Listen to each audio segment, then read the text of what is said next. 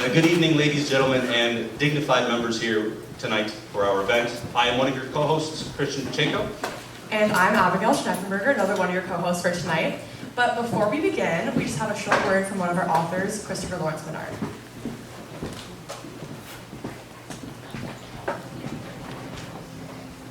Hi there, I'm Christopher Lawrence Menard, and I want to thank you for coming to this book launch tonight for First I Fold the Mountain by Terry M. Carter, and At the End, Beginnings. I wish I was there with you tonight, and I am not. I have COVID. Slowly but surely, he will be there.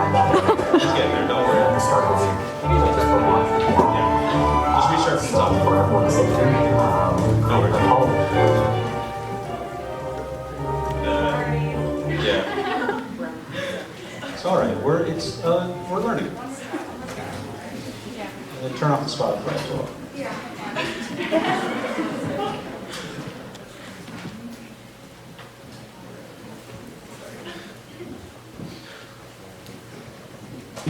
I'm Christopher Lawrence Menard, and I want to thank you for coming to this book launch tonight for First I Fold the Mountain by Terry M. Carter, and At the End, Beginnings.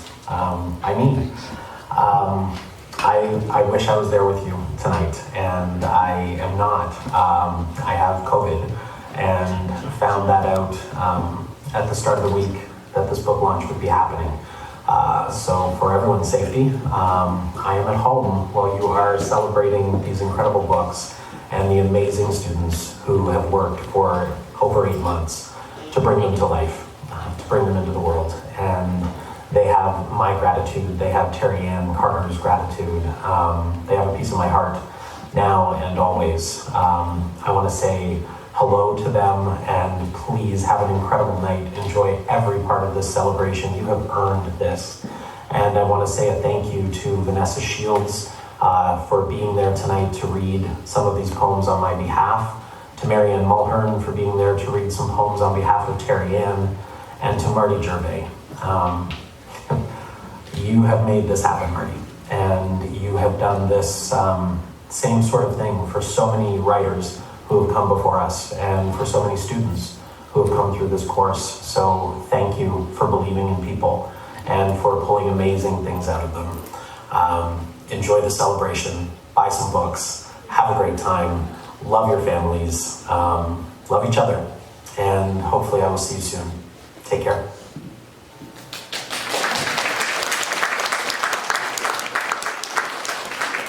So unfortunately, as Christopher mentioned, both of our authors can't be here tonight. However, we are still celebrating 2 fantastic works of poetry, as well as the hard work of the editing and publishing practicum. Not quite sure about yourself, Abigail, but I'm still getting used to the whole in-person, not on a computer type of gig. Yeah, I'm still imagining Zoom borders around people's faces, and having to ask someone to unmute their mic or something. That's basically what I'm picturing in my head as well. Yeah, right? It's kind of weird.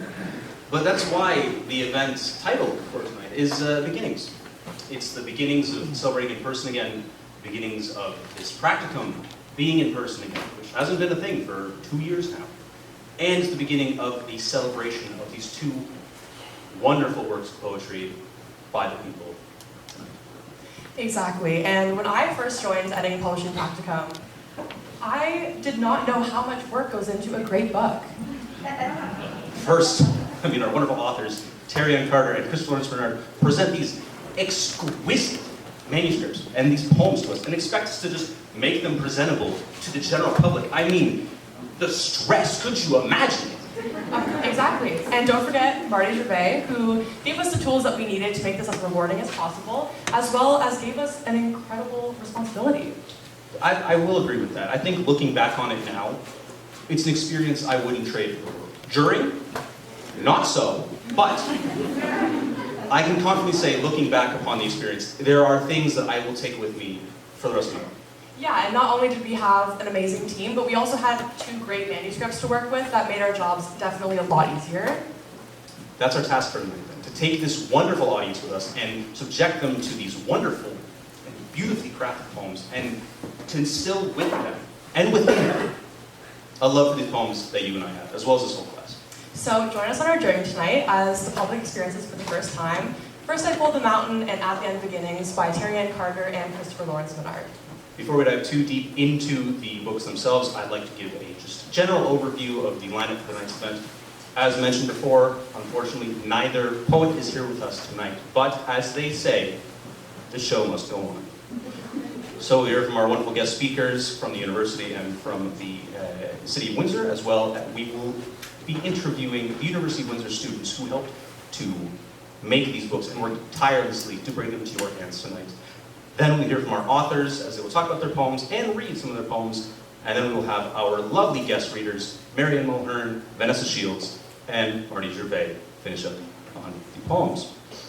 So without further delay, let's start the night with a few words from the Councillor of Ward 6, Councillor Joanne Geniak.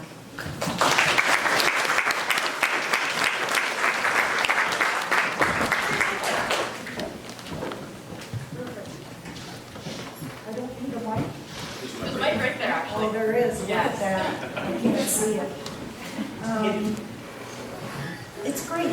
It's great to be out here tonight. I want to say hello to everyone. Isn't it good to get out and have the opportunity to, in person, be able to participate in something as exciting as this? And I say it's exciting because I have attended. The last one I was at the Caboto Club.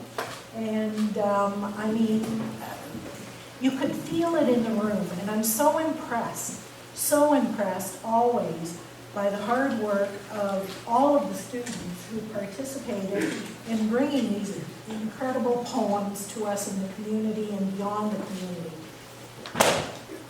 Marty Gervias is not only an incredible teacher, an incredible person who can draw the best out of his students and draw the best out of people in our community who have talents.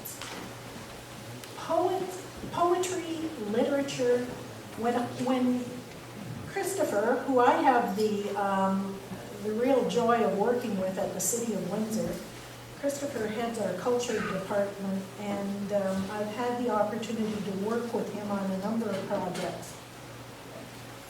When Christian extended the invitation to me and sent me the flyer, that's when I found out that little snot, Christopher, was publishing this group of poetry. And I saw him in the office on Friday when he got his first copy of this book. And he pulled it out of his briefcase, his book bag, and said, "Look at this. The artwork, Isaiah's picture in this book." I only had a few moments to be able to glance at some of his work and try to, have my eyes standing over it.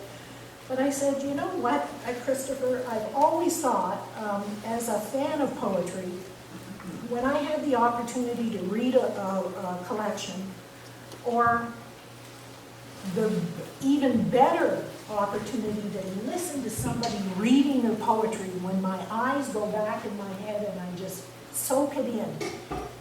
We are being presented with a piece of the author's heart. They write from the heart. They are sharing their experiences with us, and it touches us. It changes us. So to each and every student that participated in this, and Miss Carter's book, thank you. You did amazing work. You've had an opportunity at the university through Marty's program to stretch your wings, and I know we're going to hear from you in the future. But thank you so much. You've done an amazing job. And again, to Marty, you are the cat's pajamas, my friend. You are the cat's pajamas, and you have contributed so much to our community. So from myself, personally, and from City Council and Mayor Gilkins, thank you, thank you, thank you.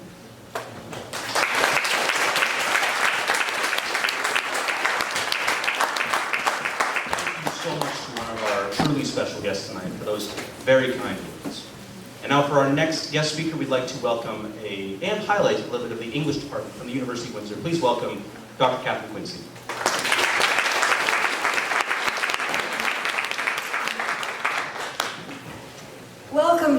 was. It's so wonderful to see a room with three-dimensional people in it and just the excitement. And this is a wonderful space too, so thank you very much.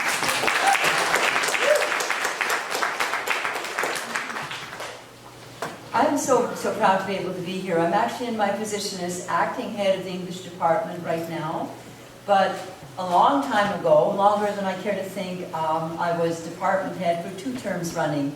And that was the time at which, a little over 20 years ago, we started this editing and publishing practicum. In fact, probably close to 25 years ago that it had its embryonic beginnings attached to an academic course, and then just really took off. And the excitement that it has generated is consistent from year to year to year. I come in at 9 o'clock in the morning, this is a little example, and the lounge is full of students. Not just students, but students majoring in the arts. At 9 in the morning. This is highly unusual. And they have big cups of coffee, and they're just generating this buzz and this excitement. And when they came back in person this year, the whole department started to buzz. Because the university up until then had been like one of those post-apocalyptic films, you know? The piles of clothing and half-eaten meals, and the bodies have all disappeared. But suddenly we were back, and it was the editing and publishing practicum that really was the core of that activity. I go around recruiting students to the university, and this is our crown jewel. This is our pride and joy, just because it is such an amazing educational experience. Students will tell you about it themselves. They become the editorial board. They work with amazing poets. I mean, just Christopher's work and Terry Ann's. I don't know if you read the Windsor Star today, but there's a beautiful spread with Christopher's work in it. And this is where they start. But telling a poet like where they're white-spaced, how to do arrangement, every aspect of the book, plus learning how to put on an event like this, learning about legal matters, learning about business. They come out with a whole array of skills, but most of all, they come out with just a transformative experience. And this is all owing to Marty, who is just a phenomenal and such a multi-talented person. Not just what he's given to our English department, but as Joanne says, to the city of Windsor and to this entire region. We are just a kind of best-kept secret in terms of the arts life here is phenomenal. I have students come from other places from away and they say, wow, I never knew it was like this in Windsor. I say, yeah, it is. So thank you to Marty and thank you to all of you for being here, and I'm really looking forward to the rest of the program. Thank you all very much.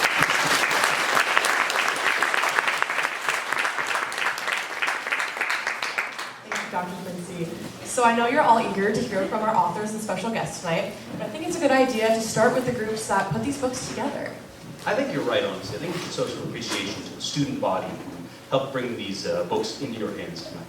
So I think we'll start with cover design. And I'd like to welcome Serafina Fiascati to the stage. She helped design.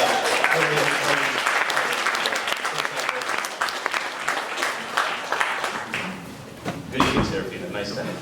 Thank you. Could you briefly say what was the most daunting aspect of cover design?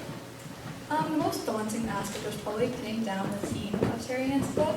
This book is an accumulation of life, so there are a lot of different themes encompassed within it, including love, grief, loss, travel, art, literary figures, bookmaking. There's a whole lot that we had to condense into a single cover design. So I actually took a page from Terry Ann's own book, and I turned to my own creative reservoirs. So one day after school, I went to my Nona's house, and I was like, Nona, do you have any paper that I could use? And she just looked at me, didn't ask any questions, and came back with a stack of papers. And I began to tear the papers. And eventually, I created a tear that you actually see on the cover itself. It forms like a mountain landscape. And the point of this was to not only showcase the emotional healing journey of climbing over obstacles, but to also just show how inspiring Terry Ann's own creativity is in her books. Awesome. So seeing that cover for the first time must have been an unreal experience, especially because it's such a personal experience for you. So can you talk on that experience? Yeah, when I first, when we got the boxes, there was all this tape and bubble wrap covering the books, and I was like tearing at it, trying to get to the books to finally see what all of my hard work had created. And when I finally did, when I finally was able to hold it in my hands, it was unreal. Like you said, it's magical and fulfilling. And this book was just, that once was a two-dimensional image on a computer, was this three-dimensional physical book. And it was just, I didn't know how to comprehend it. And I actually went home, and I'm not kidding when I say I stared at the book for an hour, and I may have cried a little bit. Well, the cover looks fantastic. Your team did an amazing job. Please give her a round of applause.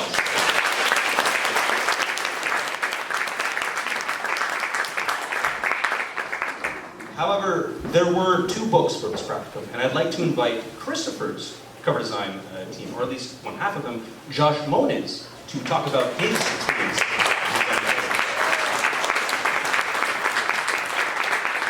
Thank you for being here. It's great to have you. Thank you. Do you think you could speak to how it felt being given the responsibility of designing the cover? Yeah, for sure. So I just want to start, my partner couldn't be here today, Sarah. She was 50% of this cover, and without her, we never would have gotten to where we were. But we both agreed, like, it was just an honor to have this responsibility. You know, these authors, they pour so much emotion and effort into these books, and to put a face to it is extremely intimidating, but it was also exciting, and just to be able to work towards making it the best cover possible, we were all just so honored about it. Yeah, so following up on the idea of responsibility, what were some of the kind of like internal challenges you faced when trying to manifest all of these visions that you had for the cover? Yeah, so there's so many, even just little things that you could do with the cover, like small adjustments, color, positioning of like the text, that could change it completely. And that was before we even settled on like this jellyfish photo. And just to be able to play with all of these and consider every possible like avenue and variation, it's very scary because we really wanted to work to like the best cover possible, and we always had it in the back of our head like it could be better, like this isn't quite it, like, we need to take it one more step.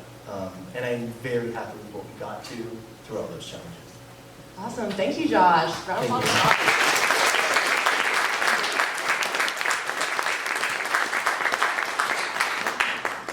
So another key element to design is interior design. So that's making sure that the font is crisp and the formatting kind of reflects the content. So I'd like to welcome Alexia on stage, who worked on the interior design for Terry Ann's book.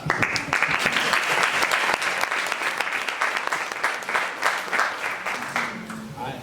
So you were the only one responsible for this interior design. So what was your first reaction to knowing that you were the only one, and what was your impression of the role in general? I was actually pretty happy because it meant one less person that had to agree with my ideas. But I also worked closely with our cover design team as well as with Christopher's interior designers and with Black Moss Press with Marty, with Karen. So I never really felt alone when I was doing it. I can imagine the stress of having to design something on your own, but within all that stress, was there a moment in the process where you felt your hard work truly paid off in the end? Yeah, there were a few moments, obviously opening the boxes with the books and seeing them, and moments that haven't even happened yet, like seeing it in bookstores in the future. But the one moment where I really felt like I got a good handle on things was when I reformatted some of Terry Ann's visual poems from 8.5 by 11 paper to the book size, and I sent her the proofs, and she got back to me and she loved them. That's when I realized, oh, I'm really doing this, and it's going to work. Thank you so much. Please give them a round of applause.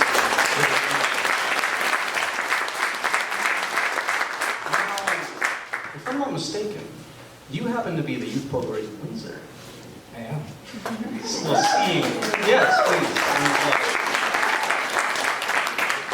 Seeing as tonight is about poetry, did you happen to bring a poem with you to read? I think I do. I It's not like that was scripted at all. do. Yeah. I always carry one, either here or in my head. Oh, wow. So I wrote this poem about 50 days ago at the beginning of the semester when we got in person on campus, and it reflects just one of the first days of the publishing practicum. It's called Lines Written from My Couch in Walkerville. Between naps, waking hours, half and half awake, after a day of walks, daydreams in Garamond, cold brew experiments, crouching between shelves, escape from a stuffy office. Walking up the stairs in Letty, the epiphany, the inevitable end. White noise reverberates through brown walls. Study rooms echo like words in a dream. The struggle against entropy. Chaos in the boardroom. On the precipice of 75 days, April showers inbound. Nature takes its course between the lines. Pillows at each end like brackets. Sleep is the secret we keep on Valentine's. A murmur heard at a right angle. Head nods. A group of jellyfish is called a snack. Thank you.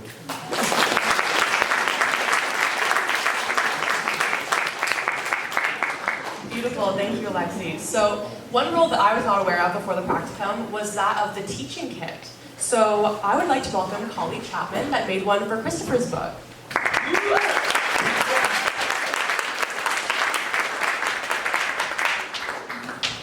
So could you just describe to our audience the importance of a teaching kit? Yeah, so teaching kit, in my humble opinion, the most underrated part of this journey. Teaching kit is basically a collection of lesson plans, rubrics, worksheets, all that work together to transpose these beautiful books and stories into an educational setting. And moreover, what we can learn from sharing experiences and real grief and loss, which is a hard topic to talk about in educational settings, but we did it. I personally did the teaching kit for Christopher's book, and Sydney, want to give a little wave in the corner there, she made the teaching kit for Terry Ann's book. I actually have them hot off the printing shop at University of Windsor. They're real, all 70 pages. Yeah, it was an incredible journey, and I think the best part about it is that we now have this tangible piece of effort that we can show, whether that be, I want to go into teaching personally, so this will be, I'm going to bring this to all of my interviews and be like, hey, look what I did.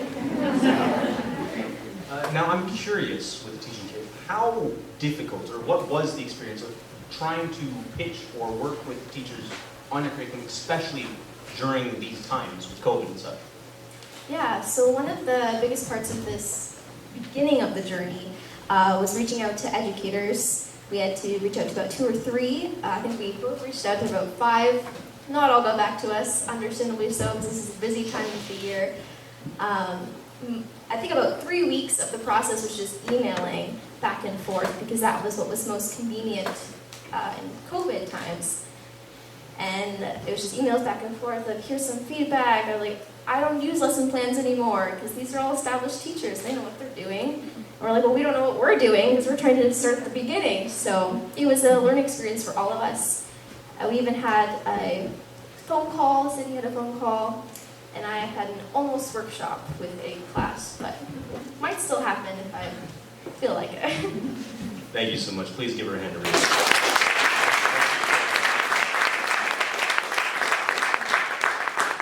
So along with teaching kits, another role that has to be fulfilled in this practicum was that of the press kit. And I'd like to invite Ali Bazi, who worked on Christopher's press kit, to come speak about it for a little bit.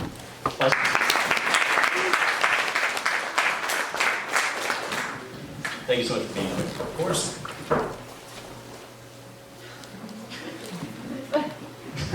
Sorry.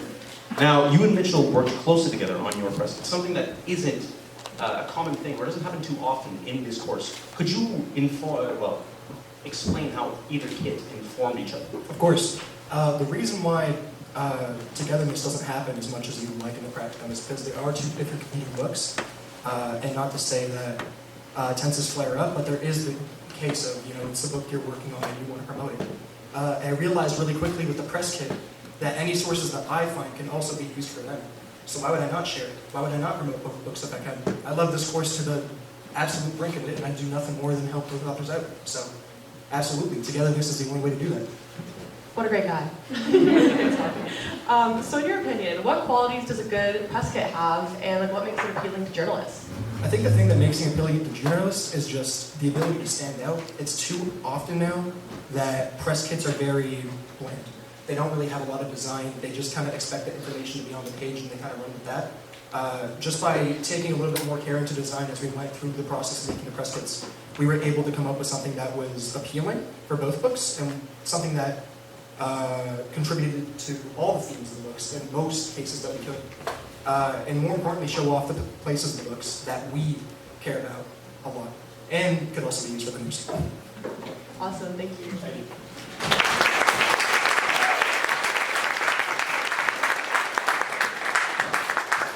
All right, so our final speaker has had an uphill battle since the beginning, focusing on social media. So I'd like to welcome Maya Bazaar, who did social media marketing for Terry Ann's book.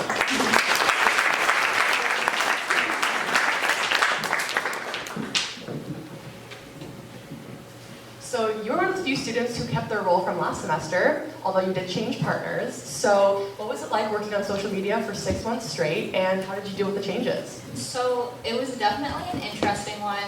For me, I've dealt with many social media pages before, so I felt really good going into it, but now that I'm here, it was very much not what I expected. We did get very good results, of course, but the path to get there was a very long one, and one of the biggest aspects of that was the transition in teams. As for me, when my team was in the most chaotic point where a lot of issues were arising, my partner unfortunately decided that she could not make it into the second portion of the practicum, which she essentially left me as a lone wolf, which was very horrifying, seeing that I would have to market an entire book on my own, and then going into the next semester, I almost did social media on my own as my partner Maya, who I love so much. Maybe that reason is because we have the same name. I don't know. But I love her so much. She's been so helpful. But initially, she wasn't even going to do social media. She was going to do interior design. So I did have to beg her a little bit to help me out, as promoting a book is a lot more work than one would expect. And as well with the other team, one of their members dropped out last semester, and one of them completely changed roles. So almost 75% of the marketing department ended up leaving after phase one. So it was very interesting working with the other team, as it allowed us to get a very fresh perspective in terms of the current work that we had. As well, it was interesting to kind of get to catch up the other team on what the previous team had worked on, allowing to watch both teams really flourish at the end. Thank you so much. Could you say in your own words, does the reward of having a strong social media presence, which both teams on either book successfully guaranteed, do the rewards of these strong social media presences outweigh the hard work and labor put into them? Obviously. When I was going through this experience, I was constantly comparing it, and I assumed the entire practicum was very annoyed at the statement by now.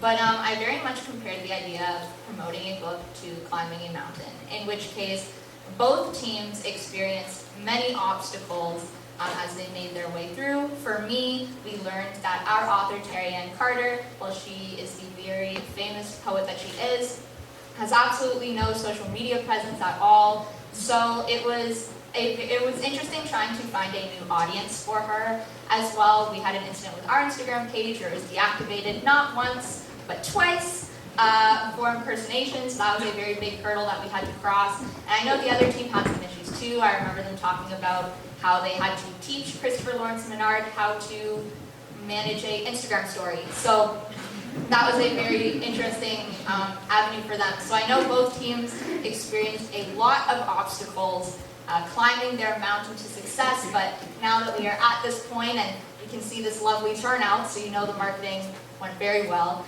you can see that at the point we are at, essentially at the peak, it's looking pretty good from where we are at. Thank you so much. Please.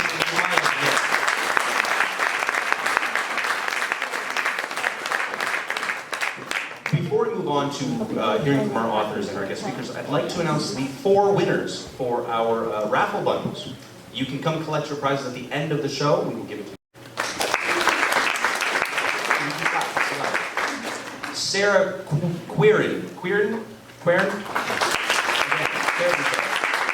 And our 4th and final winner, Ava Paunessa. Also, come to see us at the end of the show and we'll give you your raffle prizes. Now, our first poet is not a Windsorite like all of us tonight.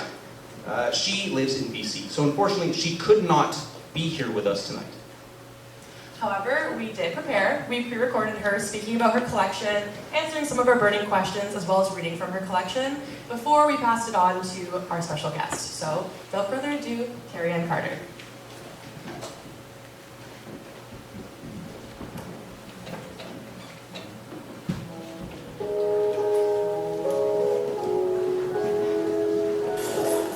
Good evening, everyone. My name is Carrie Ann Carter, and I would like to thank you for coming to the launch of my book, First I Pulled a Mountain, a love letter to books, as well as At the End, Beginnings, by Christopher Lawrence Menard.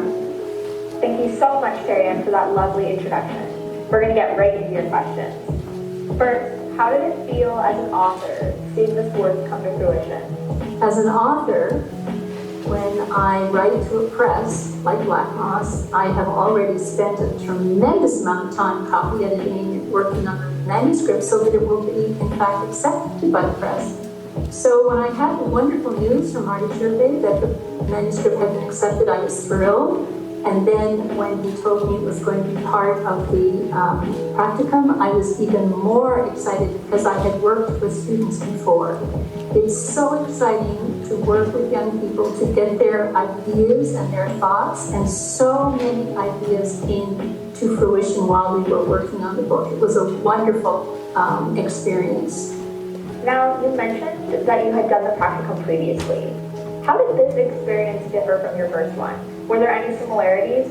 I would say the experience was very similar because the students have ideas, they back up their ideas and send them to me. I have to think about what they're saying and sort of look at my manuscript a little bit differently, but each time it always comes out stronger. It always comes out better.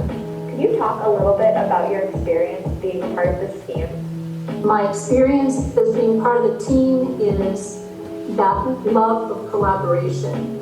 I am a collaborator. I'm a musician, and I often play music when I'm reading poems. I'm an artist. I often create art pieces. Collaboration to me is a way of bringing a lot of ideas and minds together. And this wonderful semester, actually it was 2 semesters. We started in September and worked till Christmas. And then in January, we worked now until spring. So I've really gotten to know the students. And one of the things that was exciting for me, at the very beginning, they each wrote me a letter about what the book meant to them. And I was so moved and so touched by their thoughts. I printed them all out and I have them, and I probably will make, because I'm a bookmaker, I probably will make a book that will hold those letters. They were wonderful. So this past year, you've been working with your team remotely via Zoom. Can you talk about what that was like? I have to say that because I'm in BC, I was thrilled to have the book accepted. And I knew it was going to have to be through Zoom that we would be working, and it was really fun. My first experience when I lived in Ottawa, I took a train. It was an 8-hour train ride down to Windsor. I had to unpack, get all my things out, over to the university. Now, I loved it, mind you. It was a lot of fun, and I enjoyed it. But I have to say that just turning on my computer and having a Zoom and having everybody there, it took away the face-to-face kind of meeting that I really enjoy with students. And at the end, I really want to hug them all because they've done such a great job with my book. That part is missing, but working through Zoom, and because of so many restrictions, it seemed to work very well for this book and for this time. Final question. If you had one piece of advice that you would give to your team, what would you say? The only advice I can give is to stay true to your own thoughts. I think sometimes I've heard it expressed from students, they're a little bit worried to approach an author. This is my 8th book. I have gone through this period of editing and looking at how poems nestle in next to each other a number of times.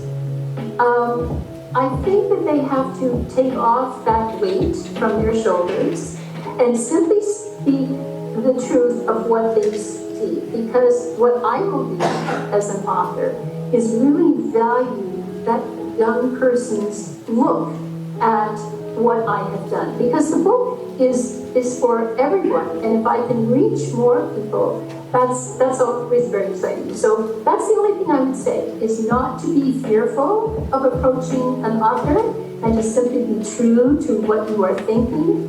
And so many times when, for example, there was a poem in one of the sections that they felt, there were 2 students who felt it needed to be moved to the first section. And the more I looked at it, the more I thought, they're right. It fits, it is a smoother flow from one idea. The first section is about making books. And so this was a poem about making collages, which I often do when I'm making books.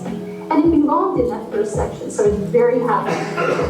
And there were other smaller details that came up through the editing, and I really valued what they had to say.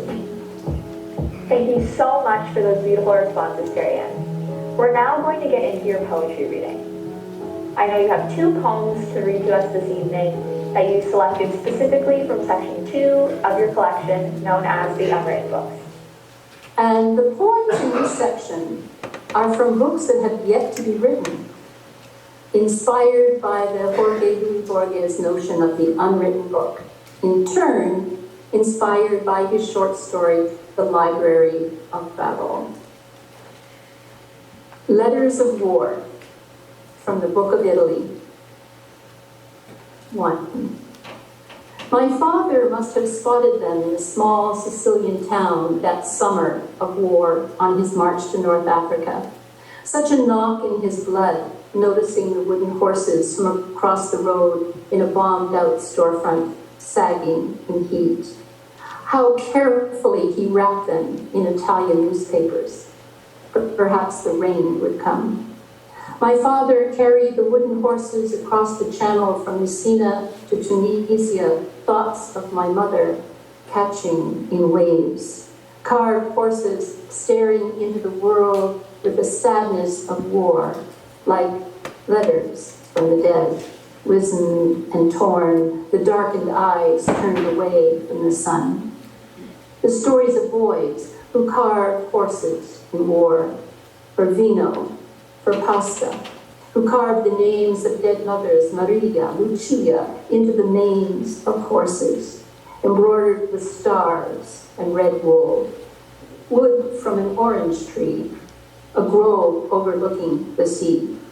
3 years before I was born, my father caressed the faces of horses on a ferry boat crossing the Mediterranean. Silently he sang in the fearful night to the women whose names were cut into wood, the names of women he would never love. 2. The young carver searches for stone in the quarry. He is drawn to a piece of rough marble with birds high above him. The hand of the carver remembers seraph and sans seraph, the way bees carry the memory of honey. Dreaming Garamond, Bedoni, he traces a template of design on paper. Paper he holds to the sun. The rounded O, like the plums on his mother's table, the breast of the girl he loves. Waterfall slide of the powerful W, the way a shovel lifts dirt for the grave. And the loneliness of L, waiting in the piazza to pray for the souls of the dead. Light tendrils into night, the birds make their way to trees. In the morning, he will take his letters to the village square, sell them to the soldiers for bread. 3. After my mother died, I found my father's letters from Sicily and Rome wrapped in black lace in a shoebox. He did not write of the Northern Campaign, the Allied bombing of Palermo. He omitted the facts of Ortona, Monte Cassino. Instead, he described the bridge where Dante glimpsed Beatrice, the bakery that sold biscotti, a soft white torrone made without sugar, the breads with rosemary, oregano, potato. He wrote of doorways to churches, their stained windows of light, the way he paused one afternoon to speak to a shop girl, fumbling for the exact coins he might need to purchase black lace. Perhaps she smiled. Perhaps the sun was shining. He always signed, Te amo. And the second poem I'd like to read is one of my favorites. It has a kind of upbeat flavor to it, and it's good to end with this one. Origami Ragtime Razzmatazz. The best way to beat those West Coast January blues, get the bends, get the paints and inks, get the origami folds for a down-home pop-up book. Clear the kitchen table, stock up the glue, start those Mountain Valley creases. You know what to do. Sharpen the scissors. Don't count your losses. Don't complicate the rain. Just use those thumbnails like a bone folder. Ease on up. Cut, cut. A button for the cover. Maybe a new lover. Needles and threads. Corrugated cardboard. Knock those needs, baby. 1, 2, 3. I think it's time now for me to introduce my very, very good friend, Marianne Mulhern. Marianne and I actually work partners for that book that I spoke of earlier. We actually went to the classroom together, and the class was divided, and so we have shared this experience.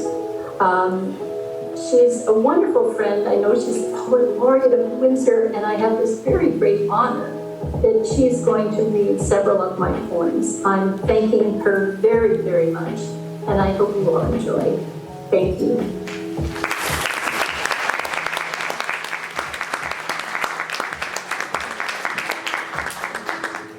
It's still quite a pleasure to hear her speak in some capacity. Now, as Terry introduced, we do have a special guest here, a close friend of Terry Ann's. Please welcome Marianne Mulhern.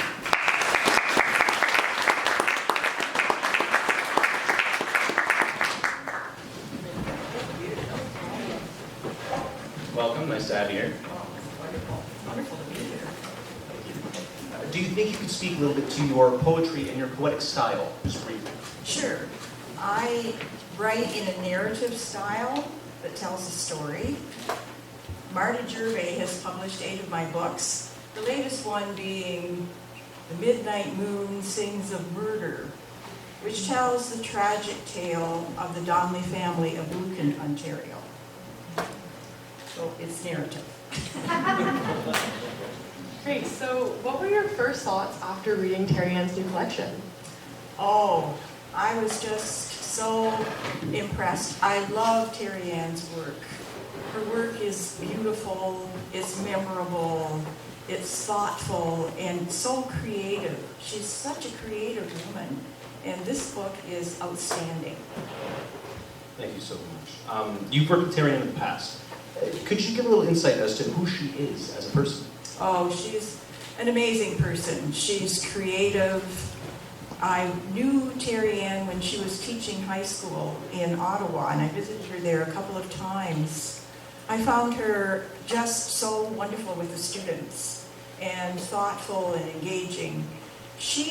After she retired, Terry Ann Carter worked with a charitable group and made 7 trips to Cambodia, where she helped supply families with wells and with houses. I just found that outstanding and amazing. And she's a beautiful woman. Yeah, she seems incredible. One final question. What were your initial thoughts when asked to read Terry Ann Carter's? Oh, I was so honored. Just so honored, and I'm really honored to be here this evening to read the work of a woman whom I consider to be one of the best poets in Canada, is just thrilling. I'm delighted to be here. Thank you. Thank you, Terry Ann. Well, thank you for your wonderful answers. Now you will read 4 of Terry Ann's new poems from her new collection. If you'd like to sit up at the lectern, you can. There's a microphone there for you. Please, everyone, Mariette Mulhern.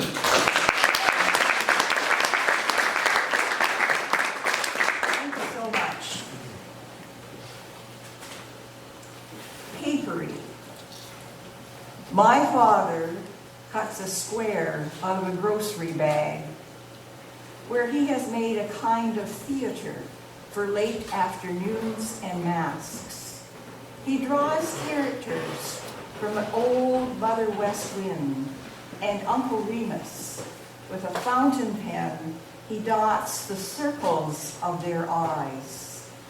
My mother prefers paper dolls, the small white clasps at the top, so that I can bend and unbend ball gowns, pajamas, swimsuits.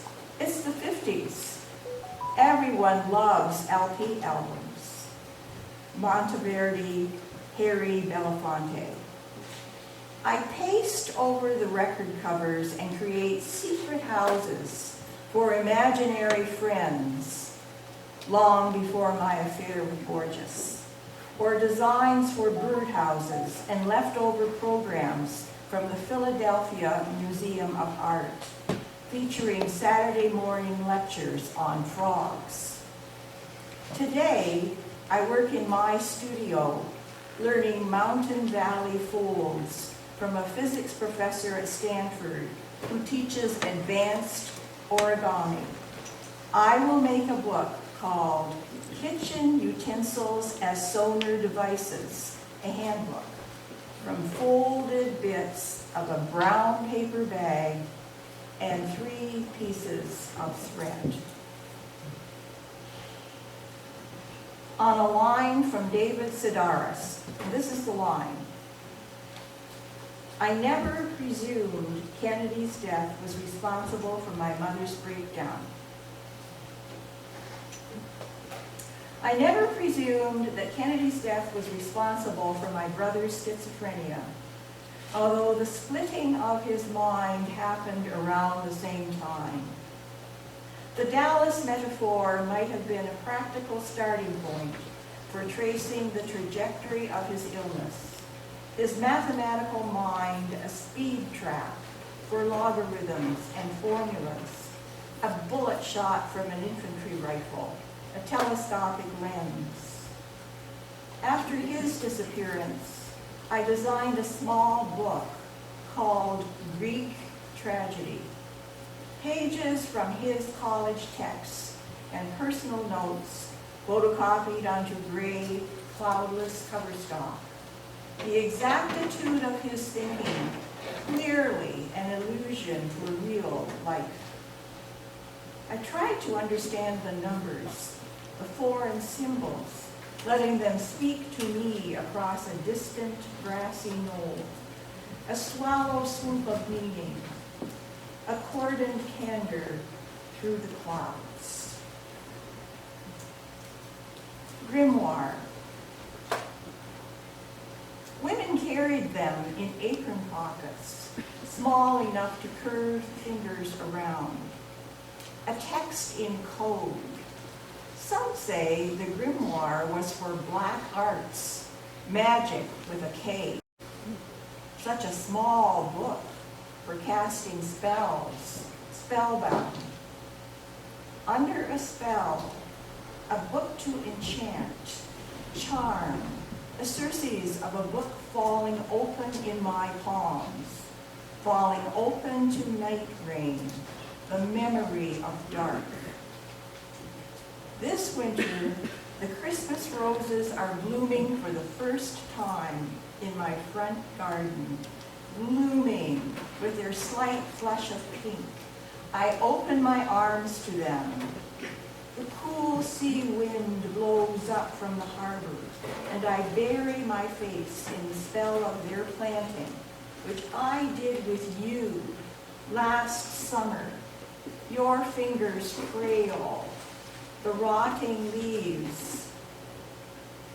How we enjoyed the day. The dark falling on our shoulders like rain. Clouds breaking open like seawater. Memories of bones and trees from the book of unknown things.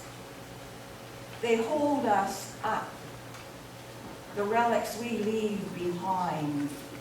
How our palms thirst for the taste of trees, for the water of their shade. In Bali, bones become wisps of air, specks of sunlit dust rising. The prayerful emerge from hilltop shrines or mountain silences. Small bones of birds nesting in the branches of trees. My first memory, petting the flank of a neighbor's horse, the wide oak he stood under. And the last poem Terry Ann requested is in honor of my visit to Paris from the Brazier book. In honor of my visit to Paris, I've decided to name my breasts Gertrude, the larger one, and Alice, the smaller, on the occasion of a literary tour, which of course will include their Luxembourg Gardens, pied à terre. In the evening when I am bathing, I look down at Miss Toklas, Miss Stein, whisper, we're going to France. And the larger one dreams of salons, plum brandy and writers. The smaller one imagines hash brownies.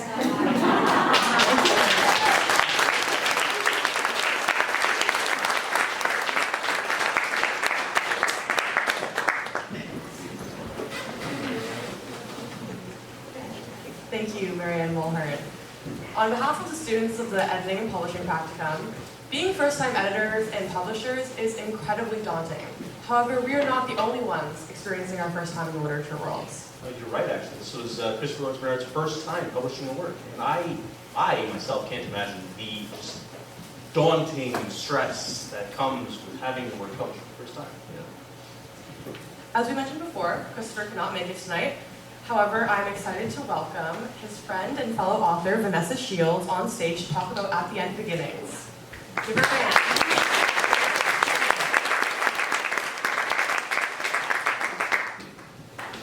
Sorry, I just need to take a breath.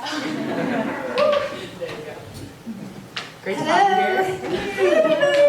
Yay! We're here together. You guys are doing a wonderful job, hey? Thank you so much.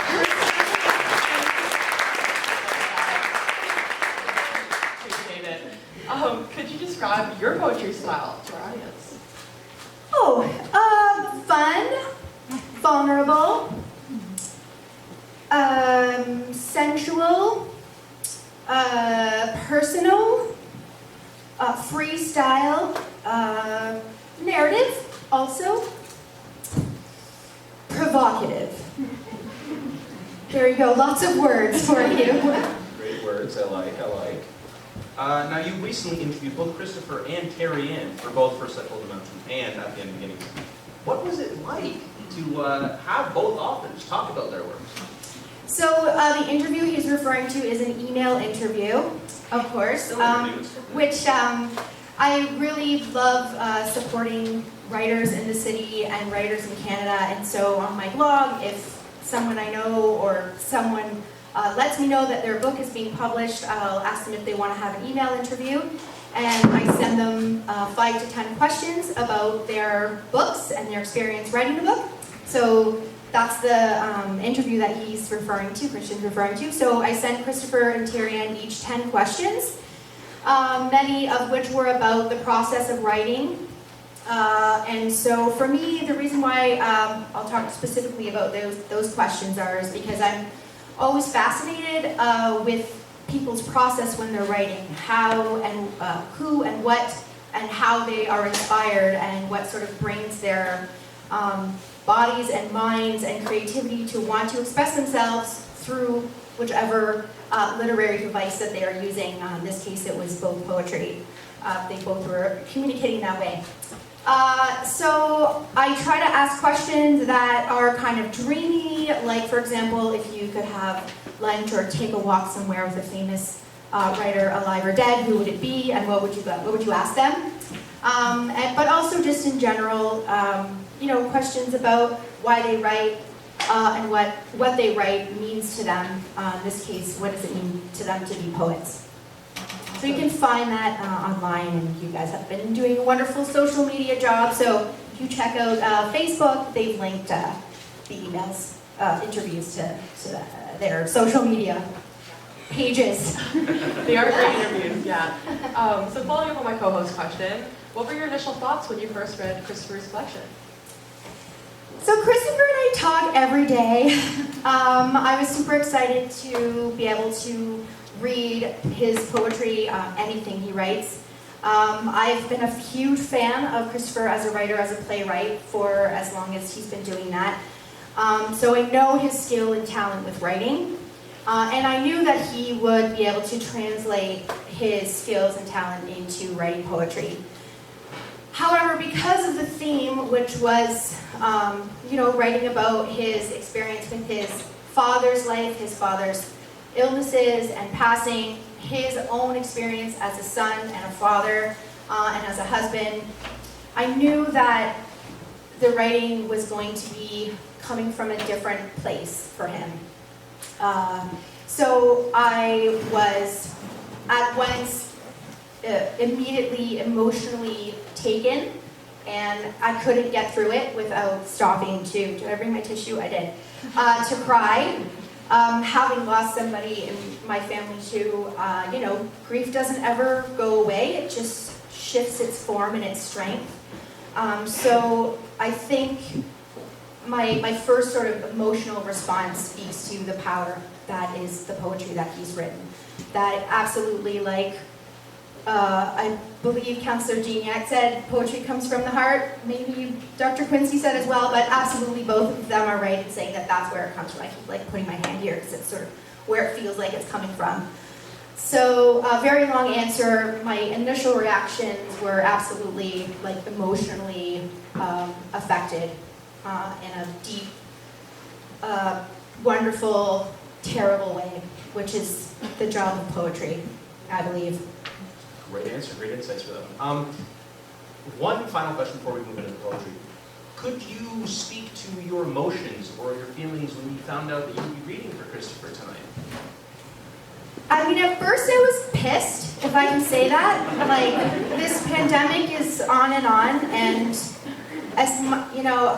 this is such a momentous day. You guys know what it feels like. I mean, it's his first book. So to not be able to be here physically for it, 5 minutes before it happens it's just devastating. And we had a good cry when we found out. Also this morning, we both cried together. So in that sense, it's not great. However, I'm super honored that he and you invited me to be able to participate and lend my voice and my emotion to this beautiful gift that he's given us in the book. So I hope that he can feel the love, and that you guys can feel the love, and that I can do him proud. Thank you so much for that. Now, we spent so much time talking about Christopher's poetry collection. Let's actually hear it for the art it is. So before we hear from Vanessa Sheilds and from Dr. Gervais, we are going to have Christopher read his poetry. He sent us him reading to his poems, and we're going to display that on the screen now. Just getting the projector all, oh, there it is.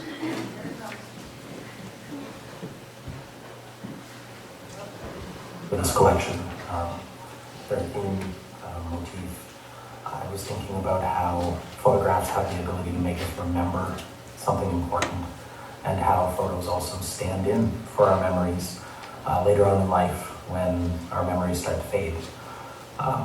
This poem I'd like to share with you is called timing. When they tell me he spends hours flipping through the pages of a coffee table book on the life of Elvis Presley as the King's music plays on repeat, I am inspired to search through boxes, through computer files and social media for photos of my father's life. I scan them, save them, brighten and resize, organize and group, upload and place them into the pages of an oversized book I create and order for delivery in 1 week.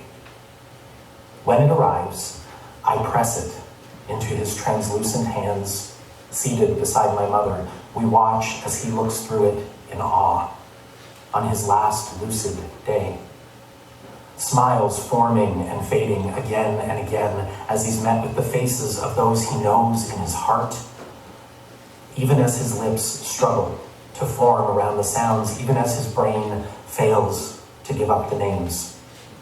He is spellbound in the wheelchair, book on his lap, grasps at the memories of these people in these pages, reels from each burst of recognition that flashes in his eyes and always traces their smiles with his fingers, which he touches to his forehead and to his heart. The last poem I'd like to share with you tonight is a special piece in this collection. It inspired the look and feel of this book. It inspired the images that are spread throughout. It inspired the cover of the collection. And it was inspired by a moment that brought me an incredible amount of healing at a time of deep grief. And is a moment that I will never forget. This poem is called I Find My Father Again. I am at the aquarium with my family. In the twisted paths of the Jellies Gallery, alien creatures propelled through backlit tanks, stinging tentacles reaching for the glass. For us, my son's voice quiet in the dark. Where do we go when we die? I can't answer him, I don't know. I've pushed this question away since Dad left, disappeared, stopped, released. I gather my son to me, lose myself in the shifting patterns of the jellyfish before us, just beyond the barrier, at the mercy of the water, the push and pull of the currents, bodies shaped to ride the waves, to survive each crash, floating brains with tendrils that reach out for connection. 3 come together, swim apart, entwined even as they separate, like memories that hold on, let go, that burst alive as lights hit them, blink out when shadows shift. They are ancient and magnificent, predate dinosaurs and man, came before families and funerals, before dementia and disease, before adoption and identity, before all of us. And these lives we live, I watch them, and I see us. My father, me, my son, linked, safe, no matter the water's flow. Where do we go when we die? He asks again, and I catch our reflections in the glass, catch his eyes with my own, touch my finger to his forehead. Here, I tell him quietly, then press my hand to his heart, and here.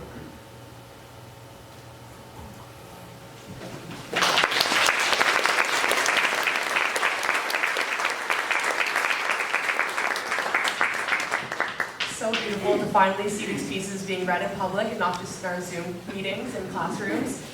But now for our next 2 pieces, we'd like to welcome back Vanessa Sheilds.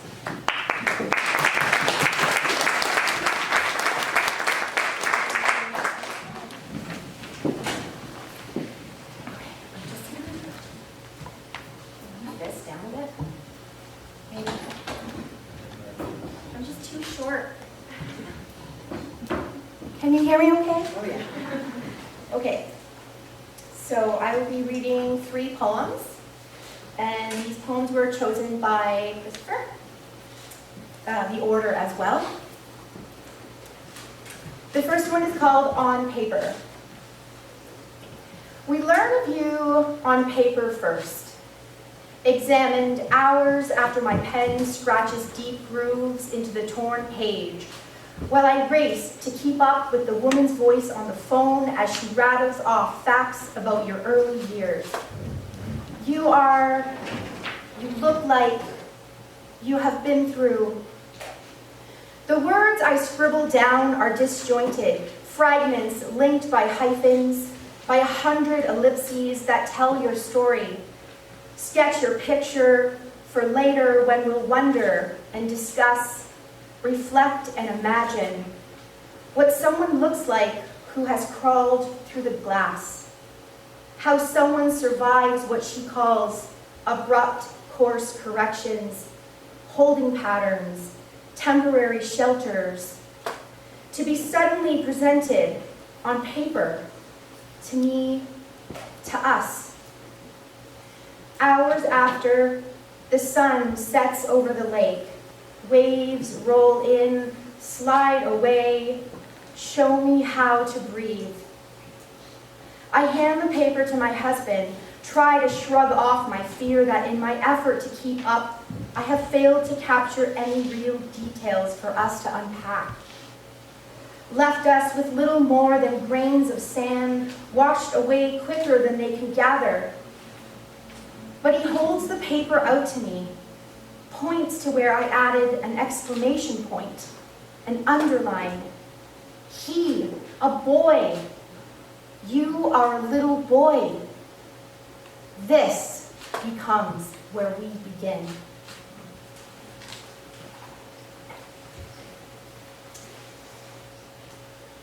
The second one is called Sundown. His episodes flare up with the setting of the sun, the ascension of the moon. Gravitational pull birthing high tides like the surges of a tropical storm. Low barometric pressure, high onshore winds, sea levels rising, waves threatening severe flooding. Destruction left in the wake of the tsunami his dementia unleashes at dusk. She stands at the eye of his storm, night after night, knowing she must batten down the hatches, brace for impact, castle her king, become his shadow, his safety net and bridge. As he shuffles through rooms, rifles through drawers, investigates the stove, makes for the balcony, relives baseball games, avoids gunfights, hides from the nightmare strangers scratching to get in. I'd like to take a moment to let you know that Christopher's beautiful mom, Janet, and love of Tom's life is here with us today.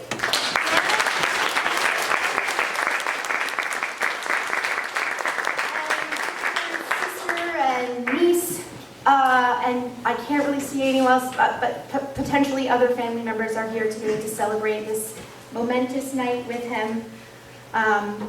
It's just so much love in that family, and it comes from this great woman here. So thanks for being here. Okay. And finally, within these tides, my mother avoids going to the lake without Dad. Grasps at memories already starting to fade, at sense beginning to dissolve in the air, survivor's guilt sinking into her soul, threatening to weaken her in the wake of this ripping loss. I take her hand and lead her to the beach, stand with her at the water's edge, between the rocks where they posed for photos and the path I take with my son, together, here, now. She lifts a stick from the ground, writes my father's name in the sand, imagines him standing in the sun. Gasps as the waves rush in, begin eroding the letters she has scrawled. Slight indents remain. Last 3 more passes until the letters dissolve down into the earth. Their edges stretching out and away, leaking love into the depths of the lake.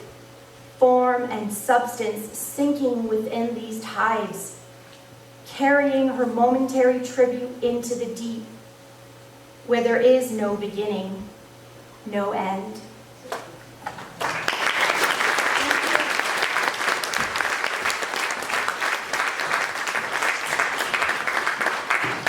Thank you so much, Vanessa. Truly wonderful to hear those poems spoken. And to read the last two poems from Christopher's collection, we have publisher from Black Moss Press and our professor for 6 months guiding us on this journey, Dr. Marty Gervias.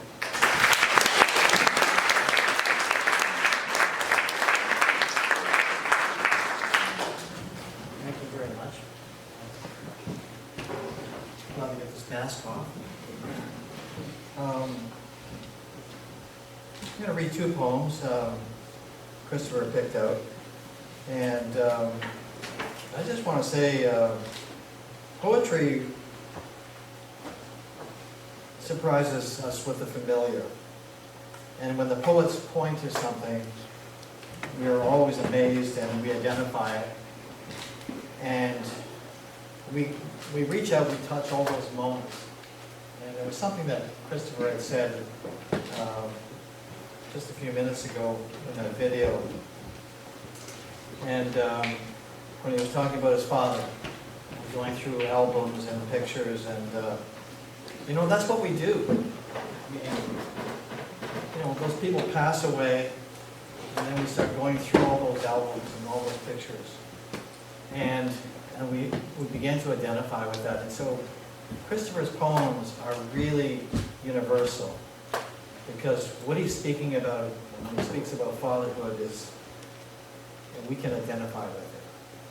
And we see it ourselves. I mean, I just happened to I was going through my phone for phone numbers. I found my father's phone number. And my father passed away, I don't know, maybe 15 years ago.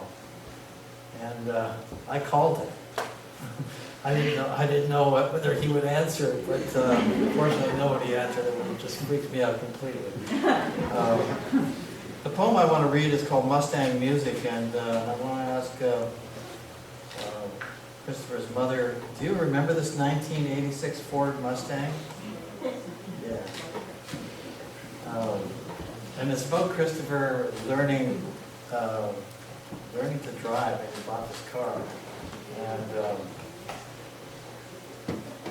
I mean, I learned, my wife taught me how to drive, which is never learn to drive from your spouse, because they keep telling you how to drive for the rest of your life. Mustang Music. 1986 Ford Mustang, Fox platform, maroon hatchback, sport seats, aluminum wheels with chrome rims, bought with coffee shop money. Saved up over 1 year before I ever have a license to drive.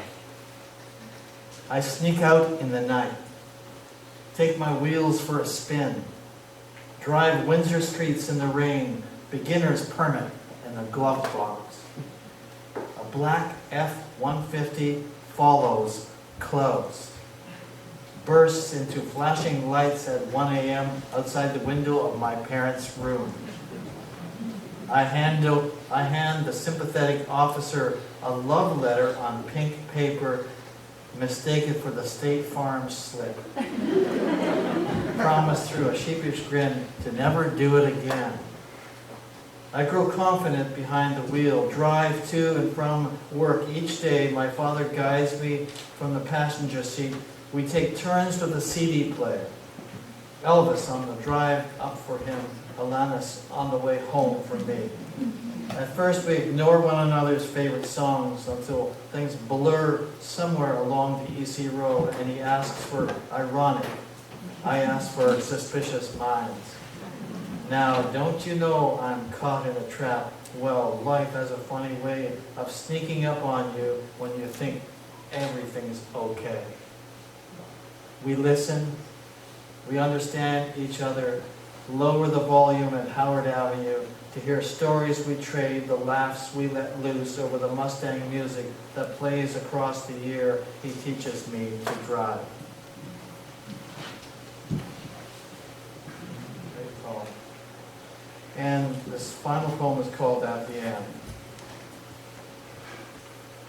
There is no fanfare when the time comes to lower the lid of a casket and close the book of a life.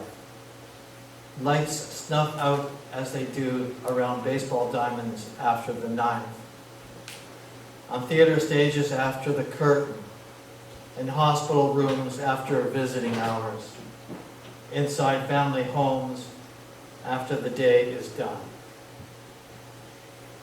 It happens quickly. A momentary blurring burst of a brightness that remains for a split second before all is left to the darkness, of moments come and gone, of all things left unsaid. Thank you.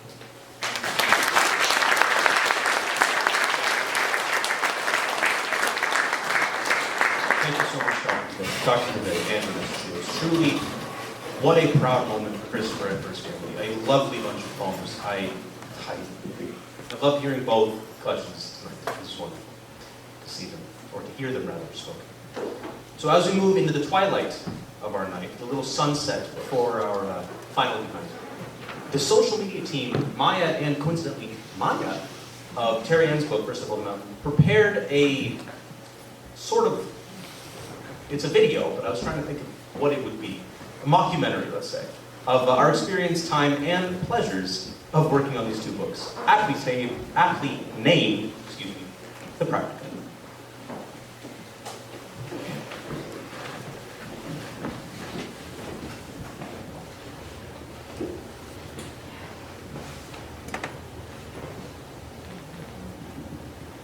Do I introduce myself? No, we'll just put it in post. This is my keep it real.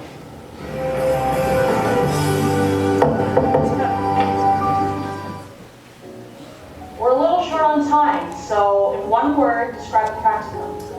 Fulfilling, gruesome, intriguing, Anxiety-inducing. Chaotic. rewarding. What is one thing you will remember from this work?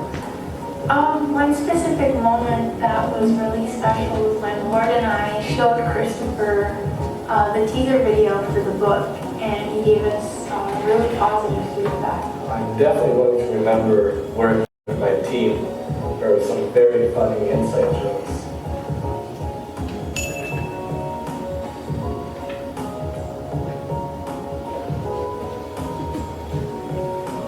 The thousands of emails that are forever staying in my inbox. It hasn't happened yet, but I feel like when I actually am able to hold the book in my hands, that's something I'll never be able to forget. Just that feeling of completion. It's like a little part of me in my hand. So I've been fantasizing about that for quite some time. And I feel like that's the same with the entire team. So when we share that moment together, it's going to be magical. I think the one thing I remember from this course most is how difficult it was to find Dr. Gervais.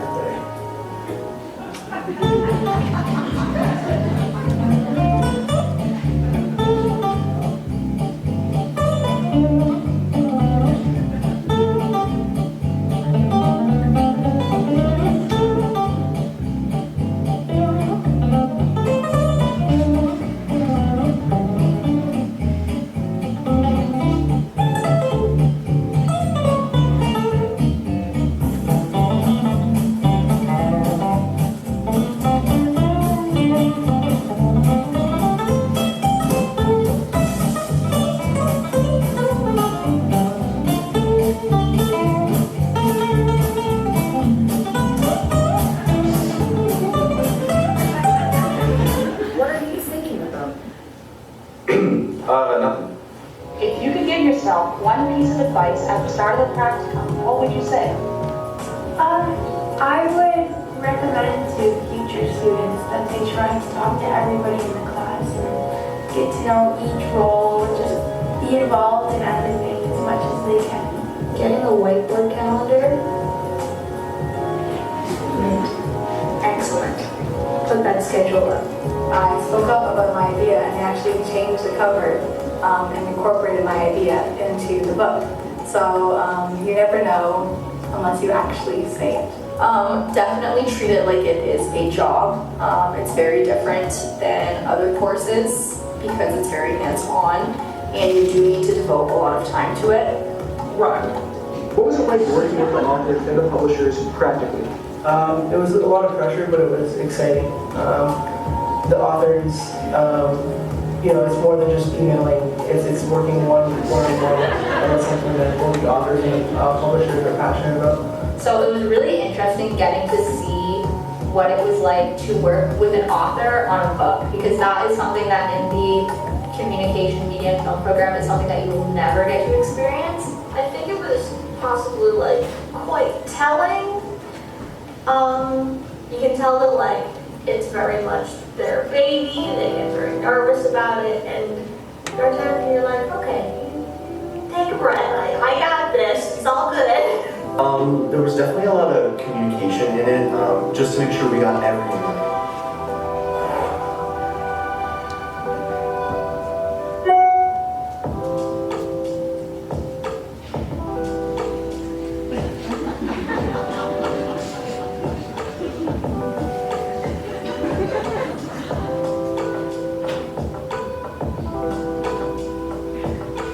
What was it like working on a real book?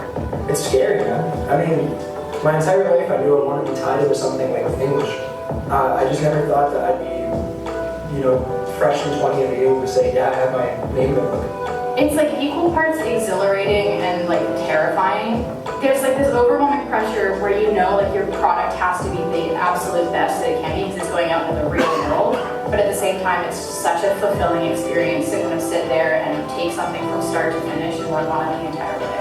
I thought it was really exciting, and I had to think about things that I wouldn't have thought about before. I'll never be able to look at a book the same way again. It was incredibly nerve-wracking, obviously. It's a lot of responsibility, especially because it's someone else's work, so you want to represent it well. And I feel like I would care less if it was my own. It was just like I wanted to make sure that it was what they wanted out of it. If you could thank only one person in the course, who would it be? I think I would thank Josh. He's my partner for cover design. He put a lot of work into it, and he did a lot of the communicating with Christopher and Karen, so I was really grateful to him for that. I would thank Alexi for calling me and Serafina vultures when we were editing the manuscript. Probably number one would have to be Maya for keeping me sane through this entire practicum, because I think I probably would have lost my mind in like week 2 of working on the manuscript if it wasn't for them.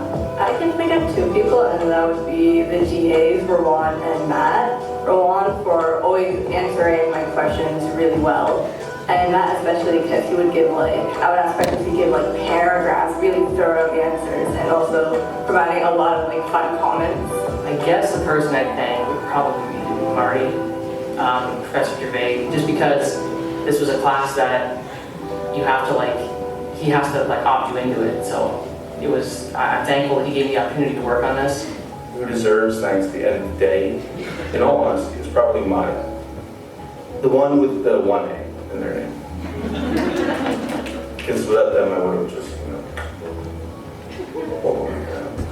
I would definitely have my partner Vivian to thank, my social media partner Vivian to thank, because she has kept me on track with our schedules and our deadlines, and she has also helped me to remain calm while sifting through 50 emails, a bunch of messages, and kind of keeping me a little calmer, because I feel like if I was doing this all by myself, there would be a few breakdowns.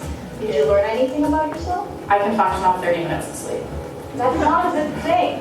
I definitely learned that, my passion for poetry and for actually publishing is new. I learned that there was opportunities associated with my degree that I didn't really know before. What's even made out of? When I was in the editing practicum, I learned that I'm actually very comfortable in a leadership role, which I never would have tackled prior to. I learned that I'm more introverted than I thought I was. Something I learned about myself this semester was that I have a great voice. Everyone's talking about just going to voice acting. I think that's a suitable avenue for a career. Don't you guys think, right? You're picking this up, right, guy? Well, hello. That I'm very driven, and regardless or not whether I feel motivated, I know that there's a task and it needs to get done, and I have the drive to do it. Do you think you'll pursue publishing further in the future? Yeah, I think I might. I think it's definitely a good venue for learning more about what I can expect as a writer, but also a good way to support myself while still being engaged with what I love, which is, yeah, I can do this again. This is the kind of problem I feel pretty comfortable solving. Self-recover in particular, that's like, how do you translate the inside of the book to the outside? That's like the kind of thing I can sort of chew over relatively easily. I would love to pursue a career in the publishing industry, whether that's editing or designing or having a hand in managing another social media account. It's been very exciting knowing that you can see a project through from start to finish and having a product that will either bring joy or people will recognize themselves in. As a film major, absolutely not.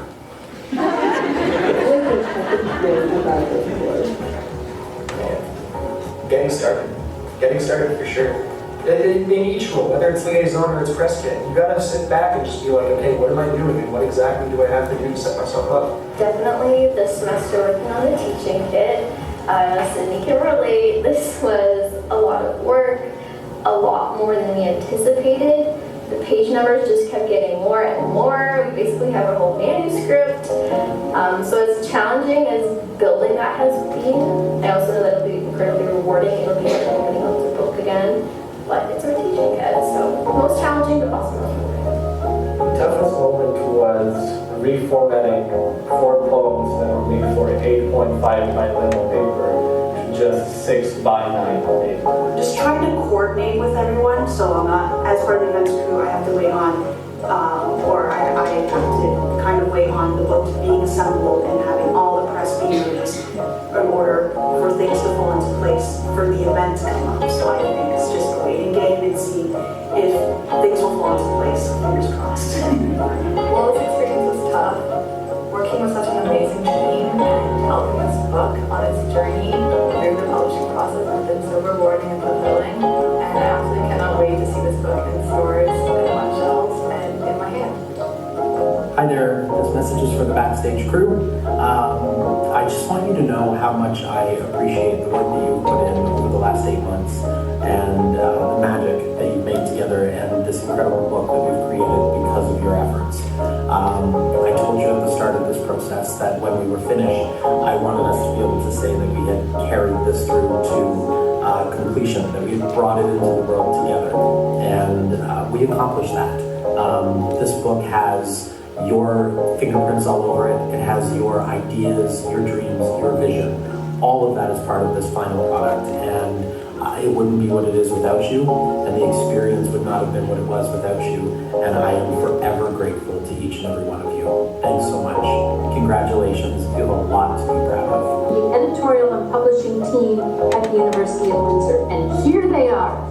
Alexi, Serafina, Sydney, Amal, Mitchell, Maya, Christian, Catherine, Christina, Maya, Madison, and Rowan.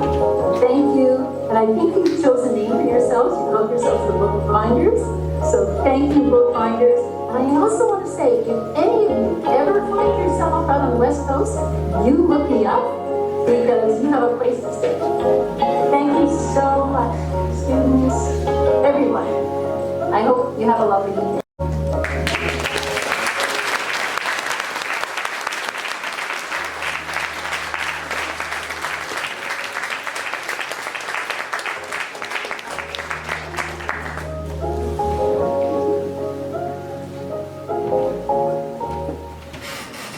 Such a great video. To end our night of poetry, we'd like to welcome back the man who kept us inspired along the way and also helped get these books in your hands, Marty Gervias.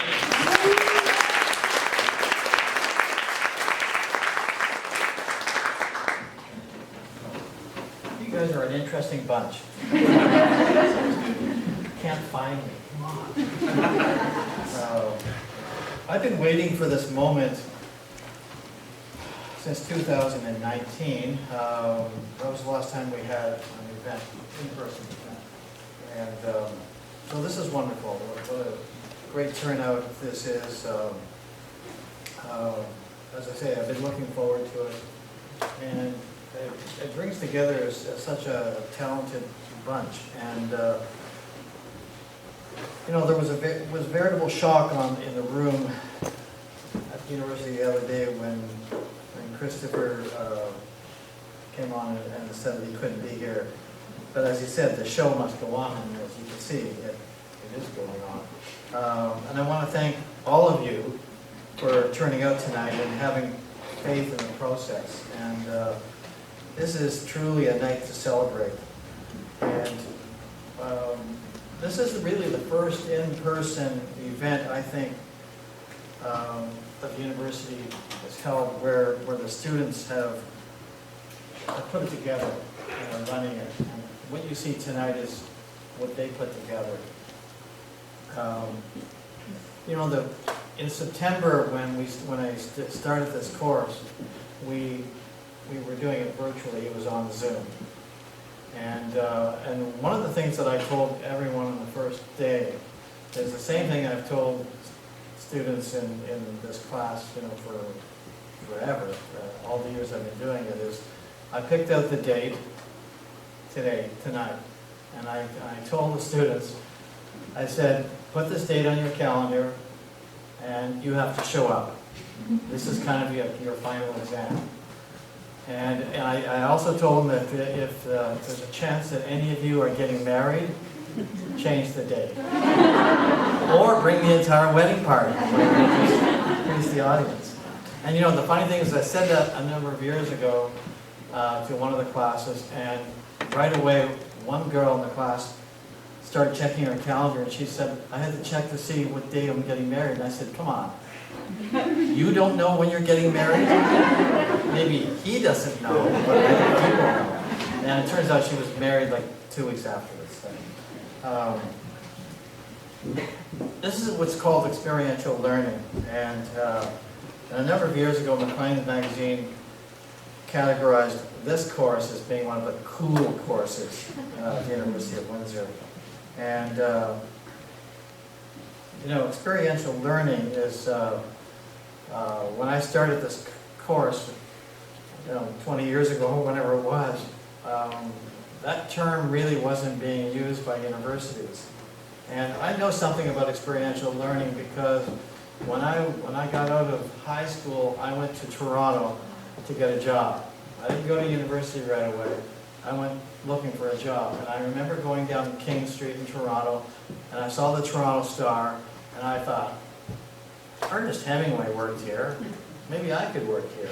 I thought I was so experienced, right? I walked in, and of course, there was no job. I walked down the street, and I saw the Globe and Mail. It was like a block away. And I went in, and someone said, oh, you're here for the job. And I didn't even know there was a job, but they sent me upstairs to the editorial department. And on that particular day, Clark Davey, who was the managing editor of the newspaper, was angry at someone who was in charge of a certain division, and that person had fired 2 people. Now they were short 2 people, and we're right at deadline. And I walked up to this fellow, and he said, you're here for the job. And I said, sure. He said, can you start right away? Can you start immediately? And I said, immediately? And he said, let me redefine immediately. Can you start now? And I said, sure. And I had no idea what job I was getting. But I was suddenly working at the Globe and Mail in Toronto, and I worked in the editorial department, and I saw all these people whose faces I recognized, you know, from the newspaper, and that's how I started experiential learning. I learned on the job. I remember one of the first things I had written, I had typed out the word accommodate. And I don't know whether I was missing one C or one M, but right away the editor screamed across the newsroom, can't you freaking spell accommodate? 2 C's, 2 M's, you know, and I was completely humiliated. But then 10 minutes later, the same editor was yelling at a veteran reporter. Same kind of thing, so I knew it wasn't personal. That's experiential learning. Now, mind you, we don't yell at students. He says that now. Unless we have to. They learn by making mistakes like I did in the newspaper business. And that's the whole point of it. They pick up and they learn from it. And tonight is the crowning glory of all that learning. And I'm sure over the past 6 or 8 months they've cursed me at times throughout the year. In September, when they came in, they were all very, very eager and ready and smiling and innocent. And by November, I think they started hating me. The deadlines were crushing them, and I'm sure their moms and dads probably had these little dolls with a beard on it, and both were sticking needles in, and wishing me all kinds of, terrible things. But anyway, by December, I was their friend, and by January they loved me. Because it was a start of the process all over again of the publishing part of it. And by February, they were negotiating with me for extensions on deadlines and maybe pooling their funds to hire a hitman. My old friend Roger Bryant, he's here tonight, and he worked with me in the editing and publishing practicum. And he used to tell the students, and I didn't really use this term until just a couple of weeks ago, Roger. The term is called the Valley of Despair. And the students all went through this. They're very, very high, ready, energized, and then they deeply fall into this valley and think they can't get out of it. And I tell them all the time, they're going to come out of it, no worries, and they do, and they emerge, like tonight, in an event that is really glorious.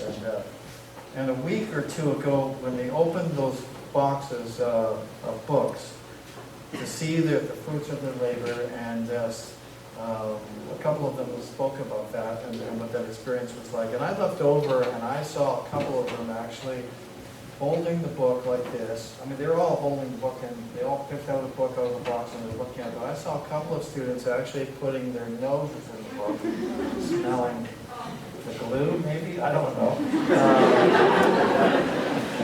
That's the work that they had done, and we have 2 great authors, and that's experiential learning. You learn by doing, by experiencing the real world of publishing, the best of the best, 2 winning books.